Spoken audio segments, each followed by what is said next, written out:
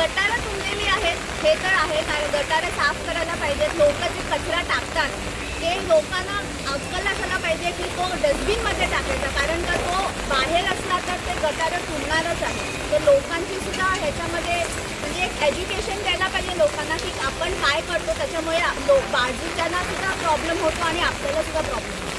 दरवर्षीचा हा प्रॉब्लेम आहे. कोण येत नाही इकडे बघायला की लोकांना काय प्रॉब्लेम होत आहे. घरात पूर्ण पाणी भरलं असतं आणि सर्व ठिकाणी पाणीच पाणी.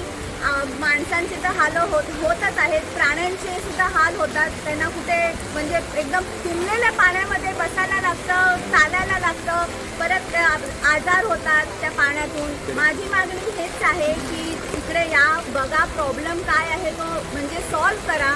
आणि म्हणजे दरवर्षीचा हा प्रॉब्लेम आहे तो एकदा तरी म्हणजे 1-2 वर्ष तरी बघा की काय करू शकतो की त्याच्याने प्रॉब्लेम पाणी तुंबणार नाही आणि प्रॉब्लेम होणार नाही लोकांना.